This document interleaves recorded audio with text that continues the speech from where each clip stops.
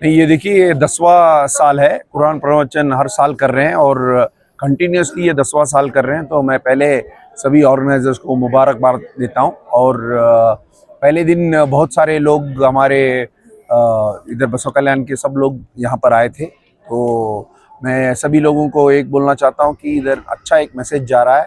तो भाईचारे का, प्रेम का और एकता में रहने का, ये मैसेज जो ये पैगाम जो जा रहा है वो सुनने के लिए सभी बसव कल्याण तालुक के और पूरे हमारे जिले के लोगों को यहाँ पर आने के लिए मैं अभी कल भी है, परसों भी है, तो अभी 2 दिन है।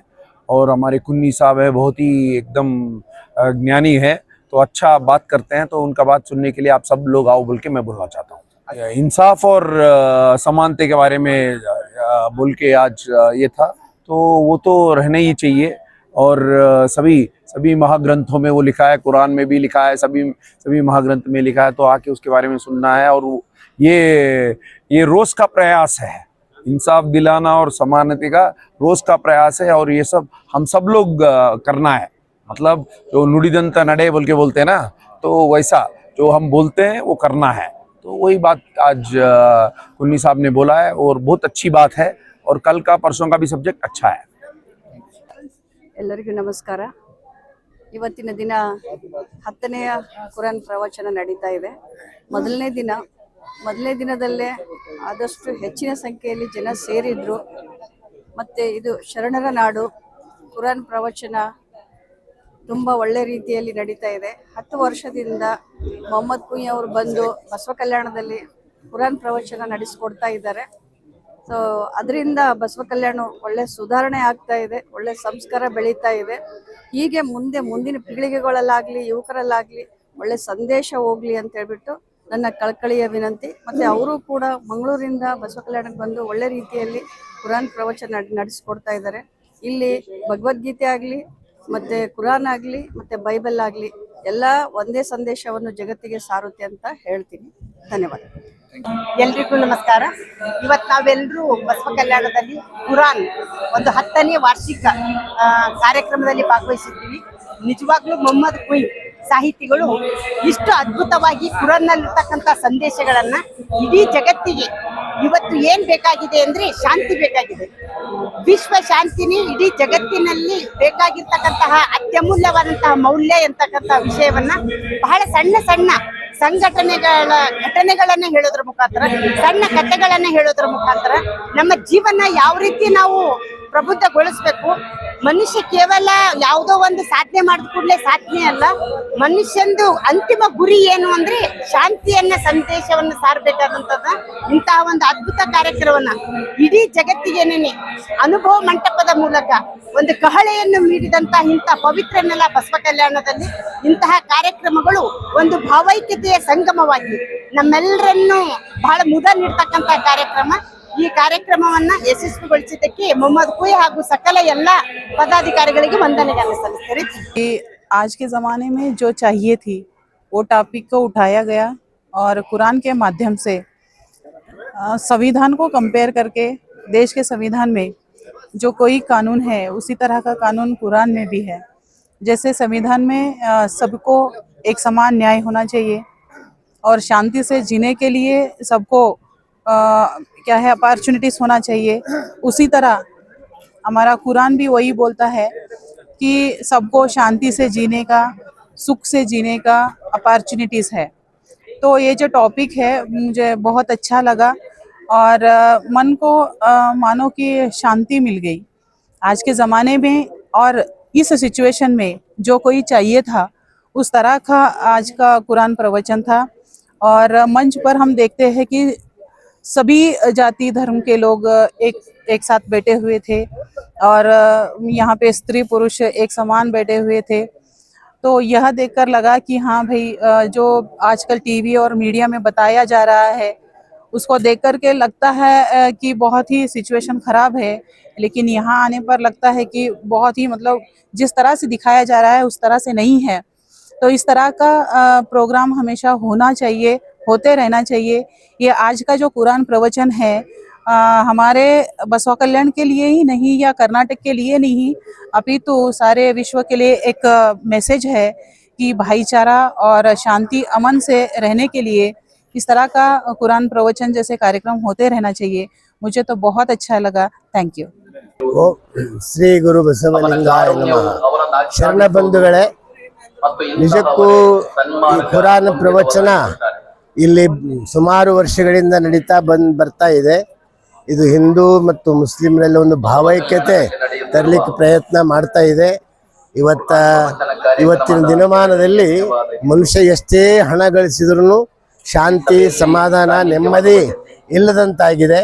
ಆದ್ದರಿಂದ ನಾವೆಲ್ಲರೂ ನಮ್ಮ ಮನಸ್ಸಿನ ಕಲ್ಮಶಗಳನ್ನು, ನಮ್ಮ ಮನಸ್ಸಿನ ದ್ವೇಷಗಳನ್ನು ಕಳ್ಕೊಂಡು ನಾವೆಲ್ಲರೂ ಸ್ವಲ್ಪ ಪ್ರೇಮ, ಪ್ರೀತಿಯಿಂದ, ಬಾಂಧವ್ಯದಿಂದ ಬಾಳೋದು ನಾವು ಕಲ್ತ್ರೆ ನಿಜಕ್ಕೂ ಭಾರತ ಅದು ವಿಶ್ವ ಗುರು ಆಗ್ತದೆ. ಅಂಥ ನಮ್ಮಲ್ಲಿ ಪ್ರೀತಿ ಬತ್ತುತ್ತಾ ಇದೆ. ತಂದೆ ತಾಯಿ ಮೇಲಿರುವ ಪ್ರೀತಿ, ಬಂಧು ಬಾಂಧವರ ಮೇಲಿರುವಂಥ ಪ್ರೀತಿ ಅದು ಬತ್ತುತ್ತಾ ಇದೆ. ಅದಕ್ಕೆ ನಾವು ಇವತ್ತಿನ ಏನಾದರೂ ಮಾಡಬೇಕಾದ್ರೆ ನಾವೆಲ್ಲರೂ ಶಾಂತಿ, ಸಮಾಧಾನ, ನೆಮ್ಮದಿ, ಆನಂದವಾಗಿ ಬದುಕೋದು ನಾವು ಮೊದಲು ಕಲಿಬೇಕು. ಅಂಥ ಒಂದು ಕಾರ್ಯ ಈ ಪ್ರವಚನ ಸಮಿತಿಯವರು ಮಾಡ್ತಾ ಇರೋದು ಬಹಳ ಸಂತೋಷ. ಎಲ್ಲರಿಗೂ ಧನ್ಯವಾದಗಳು. ಬಸವ ಕಲ್ಯಾಣ್ ಸಭಾಭವನದಲ್ಲಿ ನಡೀತಾ ಇರುವಂಥ 10ನೇ ವರ್ಷದ ಕುರಾನ್ ಪ್ರವಚನದ 2ನೇ ದಿವಸ ಇವತ್ತು ಪ್ರವಚನಕಾರರಾದ ಮೊಹಮ್ಮದ್ ಕುನ್ನಿ ಸಾಹೇಬರು ಶಾಂತಿ ಬಗ್ಗೆ ಬಹಳ ಅತ್ಯುತ್ತಮವಾಗಿ ಪ್ರವಚನ ಮಾಡಿದ್ದಾರೆ. ಬಹಳ ಯಶಸ್ವಿಯಾಗಿ ಕಾರ್ಯಕ್ರಮ ನಡೀತಾ ಇದೆ. ಈ ಒಂದು 3 ದಿವಸ ಬಸವ ಕಲ್ಯಾಣದಲ್ಲಿ ಹಬ್ಬದ ವಾತಾವರಣ ಇದೆ. ಎಲ್ಲ ಸಮಾಜದವರು ಸೇರಿ, ಎಲ್ಲ ಧರ್ಮೀಯರು ಸೇರಿ ಒಟ್ಟುಗೂಡುವಂಥ ಒಂದು ಈ ಸಂಭ್ರಮ ನಿಜವಾಗಲೂ ಬಹಳ ಸಂತೋಷಕರವಾಗಿದೆ. ಇಂಥ ಕಾರ್ಯಕ್ರಮಗಳು ಪದೇ ಪದೇ ಬಸವ ಕಲ್ಯಾಣದಲ್ಲಿ ನಡೀತಾ ಇರಬೇಕು.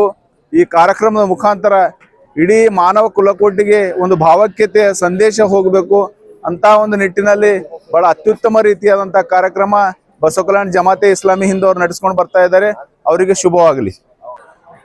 आज का ये जो प्रोग्राम चल रहा है यहाँ पर सभा भवन में, जिसका 10वीं वार्षिक सार्वजनिक कुरान प्रवचन बहुत समाज के लिए, हर मनुष्य के लिए बहुत शांति की ज़रूरत है और सभी को एक समानता, न्याय, सभी को एक मिलजुल करके चलना चाहिए और हर मानव को आपस में प्रेम की भावनाएं, सभी को एक दूसरों के प्रति सम्मान की भावनाएं और सभी उस परम पिता खुदा अल्लाह नूर उसके साथ जुड़ने की ज़रूरत है, क्योंकि उससे ही हमारे जीवन में एक समानता आ सकती है, सुकून, शांति आ सकती है।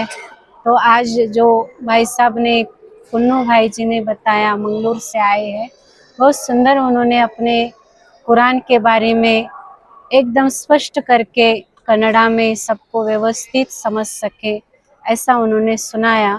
तो हमें भी अच्छा लगा, क्योंकि हम सभी का मकसद एक ही है कि उस अल्लाह, खुदा, परमात्मा, शिव, जिस भी भाषा में, जो भी धर्म में अलग अलग नामों से जानते हैं, लेकिन हम सबका वो एक ही है और हम सब एक परमात्मा अल्लाह खुदा के बच्चे हैं, बंदे हैं, भगवान के बच्चे हैं। तो हम सब उसका हमेशा उनको ध्यान करना चाहिए, उनकी इबादत करनी चाहिए और हम सभी मिलकर के आपस में एकता, समानता, एक दूसरों में स्नेह और सभी के प्रति सही न्याय से चलना चाहिए। यही आज का मैसेज हम सभी इस बसव कल्याण निवासी भाई बहनों के लिए और सारे संसार के लिए यही है कि सबको हम एक के हैं, एक रहेंगे, क्योंकि हमें सबको ये दुनिया एक मुसाफिर खाना है। हमें सभी को एक स्थान पर, एक ऊपर ही हमारा अल्लाह परमात्मा, उन्हीं के पास जाना है। इसीलिए हम सभी उसको ही ध्यान करना चाहिए, उसकी इबादत करना चाहिए। नमस्ते, ओम शांति। 10ನೇ ವರ್ಷದ ಕುರಾನ್ ಪ್ರವಚನದ ನಿಮಿತ್ತ ಏನು ಕುರಾನ್ ಬಗ್ಗೆ ಕನ್ನಡದಾಗೆ ಸ್ಪಷ್ಟವಾಗಿ ನಮ್ಮ ಮೊಹಮ್ಮದ್ ಕುಂಯಿ ಅವರು ತಿಳಿಸ್ಕೊಡ್ತಾ ಇದ್ದಾರೆ. ಅದರಲ್ಲಿ ನನಗೊಂದು ಏನು ಇಷ್ಟ ಆಗಿದೆ ಅಂದರೆ, ನಿನ್ನೆ ನ್ಯಾಯದ ಬಗ್ಗೆ ಹೇಳ್ತಾ ಇದ್ರು. ಅಂದರೆ ಮೊಹಮ್ಮದ್ ಪೈಗಂಬರ್ ಅವರ ಕಾಲದಲ್ಲಿ ಮಸ್ಜಿದಿ ಕಟ್ಟಬೇಕಾದ್ರೆ ಪಕ್ಕದಲ್ಲಿ ಒಬ್ಬ ಬಡವಿ ಮನೆ ಇದ್ದರು. ಅವರು ಮಸ್ಜಿದ್ ದೊಡ್ಡ ಮಾಡಬೇಕಾಗಿತ್ತು ಅಂದ್ರೆ ಅವ್ರದ್ದು ಅಲ್ಲಿನ ಆಡಳಿತದವರು ಆ ಬಡವಿ ಮನೆಯನ್ನು ಕಡಿವಿ ಮಸ್ಜಿದನ್ನು ದೊಡ್ಡದಾಗಿ ಮಾಡಿತಾರ. ಆಕಿ ಕೊನೆಯದಾಗ ಮೊಹಮ್ಮದ್ ಪೈಗಂಬರ್ ಅವ್ರ ಹತ್ರ ನ್ಯಾಯ ಕೇಳಕ್ಕೆ ಬಂದಾಗ ಯಾಕೆ ಹೀಗೆ ಮಾಡಿದಿರಿ ಅಂಥೇಳಿ ಅಲ್ಲಿನ ಆಡಳಿತ ಕೇಳಿದಾಗ ಈ ನಮ್ದು ಮಸ್ಜಿದ್ ಭಾಳ ಸಣ್ಣದಾಗಿತ್ತು, ಅದ್ರ ಕಡೆಯಿಂದ ನಾವು ದೊಡ್ಡದಾಗಿ ಮಾಡ್ಬೇಕಾಗಿರೋದು ಆಕಿಂದ ಮನೆ ಕಡಿವಿ ದೊಡ್ಡದಾಗಿ ಮಾಡಿದ್ವಿ. ಆಕಿಗೆ ಮತ್ತು ಏನು ಪರಿಹಾರ ಅದೆಲ್ಲ ನಾವು ಕೊಟ್ಟೆ ಮತ್ತು ಮಾಡ್ತೀವಿ ಅಂತ ಹೇಳಿದರು. ಅದಕ್ಕೆ ಮೊಹಮ್ಮದ್ ಪೈಗಂಬರ್ ಹೇಳ್ತಾರೆ, ಇಲ್ಲ ನೀವು ಅದು ಮಸ್ಜಿದ್ನು ಕಡಿವಿ ಅಕ್ಕಿಗೆ ಮನೆ ಮಾಡಿಕೊಡ್ರಿ ಅಂಥೇಳಿ ಏನವರು ತೀರ್ಪು ಕೊಡ್ತಾರ. ಇದರಿಂದ ಸ್ಪಷ್ಟ ಆಗ್ತದ ಕುರಾನ್ ಬರೀ ಇಸ್ಲಾಂ ಧರ್ಮ ಅಷ್ಟೇ ಅಲ್ಲ, ಇಡೀ ನಮ್ಮ ಮಾನವ ಕುಲಕ್ಕಾಗಿ ಎಲ್ಲ ಧರ್ಮದವರು ಅಳವಡಿಸ್ಕೊಳ್ಳೋಂಥ ಅನೇಕ ಒಳ್ಳೆಯ ಗುಣಗಳದಾವ. ಅದ್ರ ಕಡೆಯಿಂದ ಅಂಥ ಅನೇಕ ನಮಗೆ ಮೊಹಮ್ಮದ್ ಕುಯಿಯವ್ರಿಗೆ ತಿಳಿಸ್ಕೊಡ್ತಿದಾರೆ ನಮ್ಮ ಬಸವ ಕಲ್ಯಾಣದಲ್ಲಿ. ಇನ್ನೂ ಸಹ ನಿನ್ನೆ ಮತ್ತು ಇವತ್ತಾಗಿದೆ, ನಾಳಿನೂ ಸಹ ಇದೆ. ಬಸವ ಕಲ್ಯಾಣ ಮಹಾಜನಗಳು ಇದರದ್ದು ಹೆಚ್ಚಿನ ಸಂಖ್ಯೆಯಲ್ಲಿ ಭಾಗವಹಿಸಿ ಇದರ ಸದುಪಯೋಗ ಪಡಬೇಕಾಗಿ ಬಸವ ಕಲ್ಯಾಣ ಜನರಲ್ಲಿ ವಿನಂತಿ ಮಾಡ್ಕೊಳ್ತೀವಿ. अस्सलाम वालेकुम रहमतुल्लाहि व बरकातहू। जैसे कि आप सभी जानते हैं कि बसव कल्याण में हर साल 3 दिन कुरान प्रवचन प्रोग्राम जो है आयोजित किया जाता है।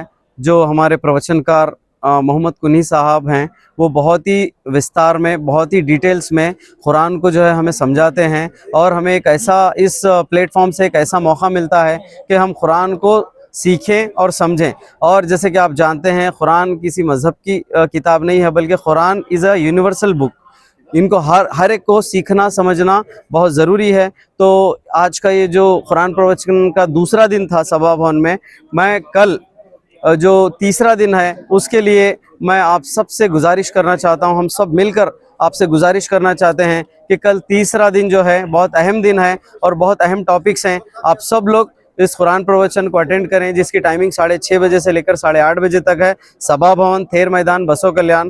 तो आप सबसे मेरी रिक्वेस्ट है, गुजारिश है कि ज़्यादा से ज़्यादा तादाद में, और स्पेशली हमारे हम वतन भाई और जो दूसरे समाज के लोग हैं, वो भी इस प्रोग्राम कुरान प्रवचन प्रोग्राम में अटेंड कर इससे जो है फ़ायदा उठाएं। बहुत बहुत शुक्रिया। अल्लाह हाफिज़।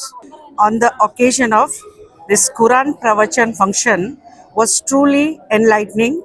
The recitation and the explanation of the verses were beautiful and thoughts-provoking. The speaker's words were inspiring and relevant to our daily lives. The organization and arrangements were excellent and the atmosphere was very peaceful. Jazakillah for the organizing such a wonderful events. Thank you one and all. बिस्मिल्लाहिर्रहमानिर्रहीम। बसवा कल्याण में जमात इस्लामी की तरफ से कुरान प्रवचन programme जो 10वीं मरतबा गुज़िश्ता 10 सालों से मुनक़िद होता चला आ रहा है, आज पहली मरतबा इसमें शिरकत का मौका मिला।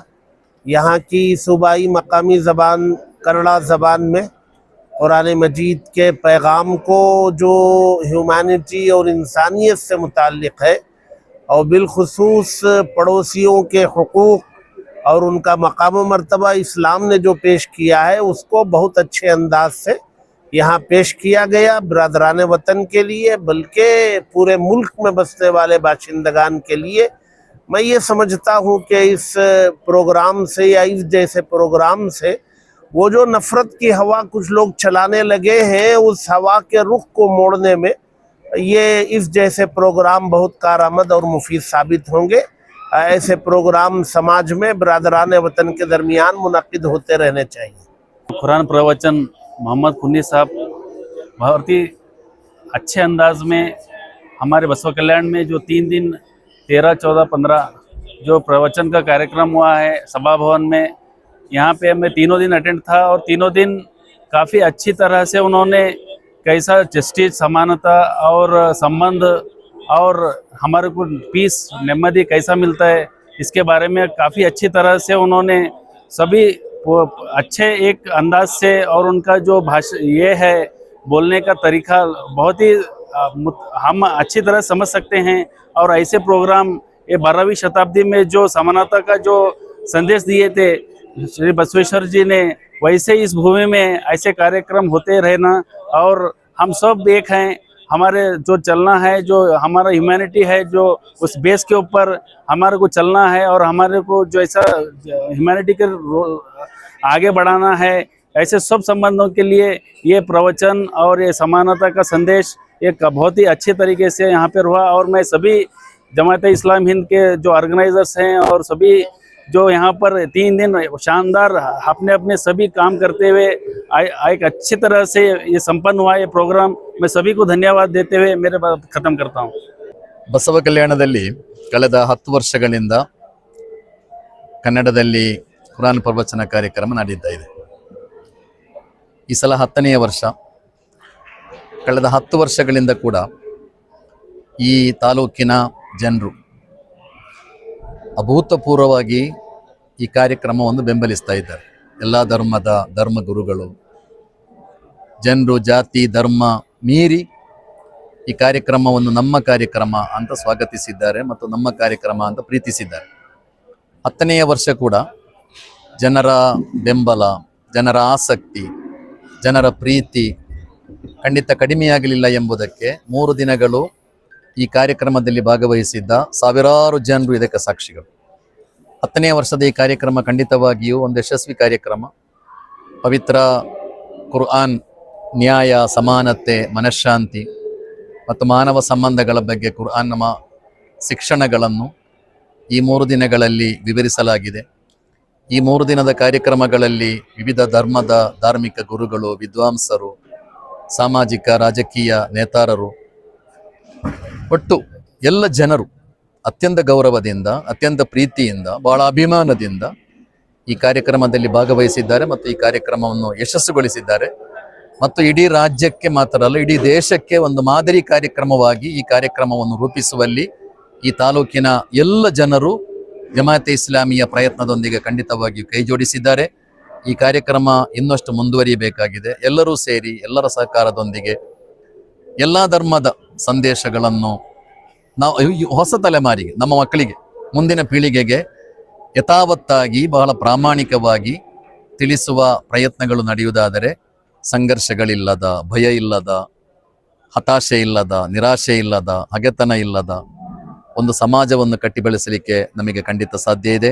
ಅದಕ್ಕೆ ಈ ಕಾರ್ಯಕ್ರಮ ಒಂದು ಪ್ರೇರಣೆಯನ್ನು ಕೊಡಲಿ ಅಂತ ಹಾರೈಸ್ತಾ ಇದ್ದೇನೆ. ಮತ್ತು ಈ ಕಾರ್ಯಕ್ರಮ ಇನ್ನಷ್ಟು ಯಶಸ್ವಿಯಾಗಿ, ಇನ್ನಷ್ಟು ಸ್ಫೂರ್ತಿಯೊಂದಿಗೆ ಮುಂದುವರಿಯಲಿ ಅಂತ ಆ ದೇವನೊಂದಿಗೆ ಪ್ರಾರ್ಥಿಸ್ತಾ ಇದ್ದೇನೆ. ಕುರಾನ್ ಎಕ್ಸ್ಪೋ ಕೂಡ ಕಳೆದ ವರ್ಷವೂ ಆಯೋಜಿಸಲಾಗಿತ್ತು. ಈ ವರ್ಷ ಕೂಡ ಕುರಾನ್ ಎಕ್ಸ್ಪೋ ಈ ಸಭಾಂಗಣದ ಹೊರಗಡೆ ಮೈದಾನದಲ್ಲಿ ನಡೆಯುತ್ತಾ ಇದೆ.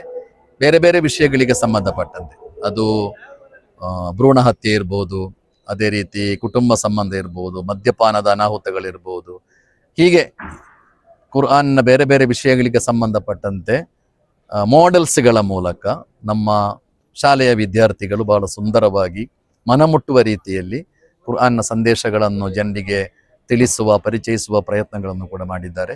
ಇದು ಕೂಡ ಬಹಳ ಅಭಿನಂದನಾರ್ಹ ಮತ್ತು ಎಲ್ಲ ಜನರು ಈ ಎಕ್ಸ್ಪೋವನ್ನು ಕೂಡ ಬಹಳ ಇಷ್ಟಪಟ್ಟಿದ್ದಾರೆ.